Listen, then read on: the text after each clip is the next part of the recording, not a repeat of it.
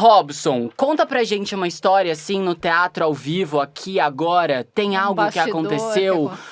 O Tebas Lands tem um momento lá que eu fiquei assim, não é possível que ninguém invadiu essa cena alguma vez na vida.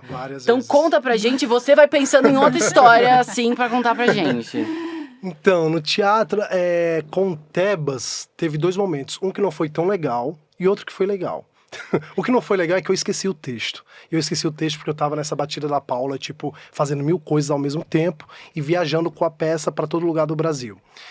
Então, a gente tava fazendo em São Paulo, acabou São Paulo, fomos pro Nordeste, fazer a peça lá no Nordeste.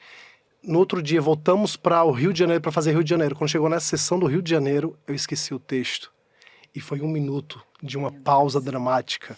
1 minuto? Você que assistiu, juro, foi 1 minuto. E pareceu 1 hora. E ninguém entendeu nada, porque eu sou muito Caxias. Sou muito, assim, aquele que chega 2 horas no teatro e bate o texto, aqueles textos que são mais difíceis. E eu não sabia. E o Otto é um ator maravilhoso, ele sacou que eu tinha, tipo, dado PT, assim, total. Aí ele gentilmente falou a fala do texto, falou, Robson, falou, isso. Aí lembrei, na hora eu voltei, isso foi desesperador pra mim, assim, foi a pior coisa. Mas assim, falando dessa cena, porque não, como é uma autoficção, o Tebas Land, né, e tem essa cena, que o Felipe já deu spoiler, então já vou e que as pessoas ficam na dúvida. Perdão, galera. As pessoas ficam na dúvida, eu devo ir ou não devo ir? E sim, várias pessoas foram e às vezes as pessoas vão Esse devo assim. ir, pessoal, é assim, tá acontecendo a peça, acontece uma cena. Neste momento, nós assistindo, tá acontecendo lá, não vamos falar, não mas fala. tá acontecendo um ato. E aí a gente fica na plateia do tipo, gente, eu preciso ir até o palco? Ou não. Tipo, eu preciso me levantar. Eles estão chamando ou não? É uma situação dúvida. que você fica assim, gente, isso é pra eu ir pro palco agora? Eu preciso ir lá agora? E juro, é um instante que eu acho que eu nunca vivi isso de você realmente pensa eu vou ter que ir lá. Tá. E já foram assim, médico já gritou no meio do teatro, você já falou, não, faz com a cabeça dele assim, e subiu no palco. E foi me pegar. E o Otto conduziu e fala o mesmo texto que ele fala, mas conduzindo a pessoa e a pessoa começou a chorar, pessoas começam a chorar, e o médico falava, não, é assim que tem que fazer, e, sabe, colocar coisa na boca dele, sabe, então teve essas histórias sim. Porque essa autoficção, gera como isso no espectador, o público né? Você não sabe se é verdade ou se é gera essa mentira, confusão. né? Gera uma Exatamente. confusão total. Literalmente. Então já aconteceu, eu queria saber várias isso, vezes. se já tinha Inclusive, gente... semana passada aconteceu. No dia 8, nós tivemos uma apresentação, uma mulher tentou subir, só que não tinha escada na Vivo, né, ali na frente. No palco. E ela tentava subir até que o Otto sacou que ela não ia conseguir, né, porque não tinha escada, o Otto não se ligou que não tinha. Ele falou, não, e tá tudo bem, não sei o que, e a mulher começou a chorar. Gente, ela tentou com tudo. Tentou com tudo, assim. Nossa. E me emociona muito, sabia? Porque é sinal que tocou aquela pessoa, o poder sabe? da Quebrou arte. ela literalmente. A pessoa esqueceu que estava literalmente no teatro, né? Ela se envolveu tanto com a história que ela quis realmente ajudar, né? Aquele personagem a sair daquela situação que ele se encontra.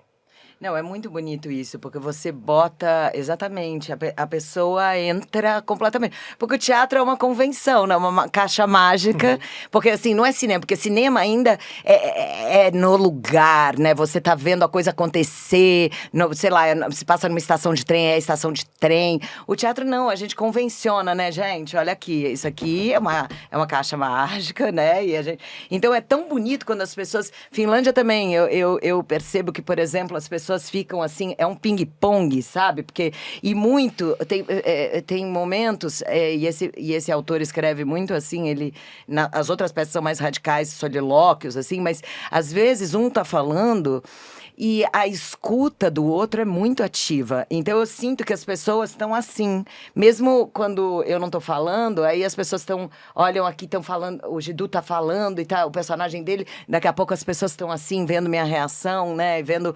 Mas O que ela vai fazer, né? O que ela vai fazer, mas teve também um dia uma mulher gritou ali. mata ele, mata ele. Aí você fala, gente, No teatro?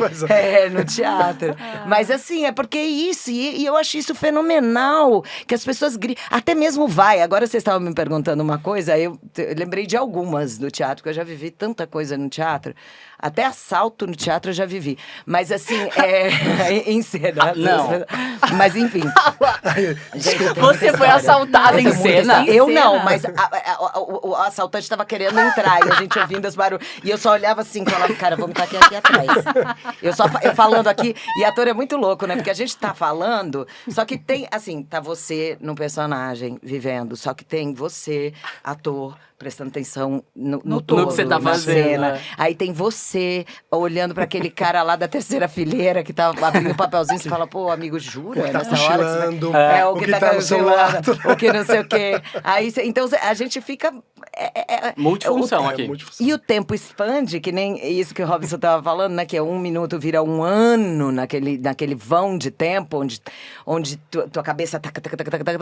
Mas, enfim, e um dia, com esse diretor maravilhoso, búlgaro, Dimitar Gotchev, um grande, daqueles grandes, ele faleceu já, ele era um cara que montou Rainer Miller, que era uma dramaturgia muito complexa e muito...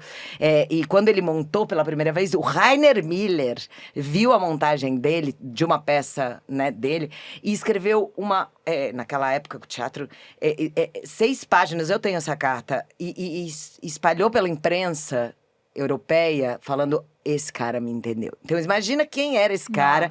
E isso, ele estava novinho, eu conheci ele já mais pro final da vida dele.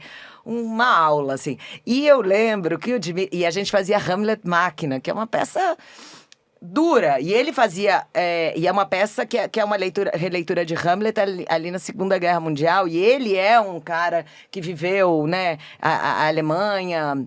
Enfim, então ele trazia muito pra mim, pro Gero, coisas que que estão ali, do DNA forte ali das coisas. E aí, bom, enfim, 1000 coisas, cada um com a sua vivência. Mas eu lembro que a gente fez esse espetáculo aqui no Brasil, fez espetáculo no Uruguai, fez espetáculo na Argentina, e a gente foi pro Festival de Córdoba.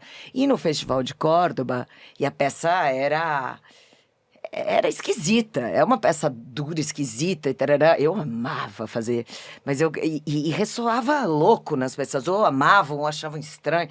E aí eu lembro que a gente tava lá, terminou o espetáculo, as pessoas aplaudindo e uma galera vaiando, assim. Assim, um grupo assim, de umas 3 pessoas. E o cara tava indignado. Que aplaudem! Que aplaudem! E eu, assim, fascinada. Eu fiquei fácil, porque pra você vaiar... Você tava pela tem que ter te treta. atravessado tanto. Você tem que ter, E você sabe, ainda tem que vaiar comer só. Porque uma xixi. coisa é você ir junto na multidão e vaiar em conjunto, mas vaiar sozinho. Gente, e a vaiar convenção em é uma 3. convenção tão, às vezes, até...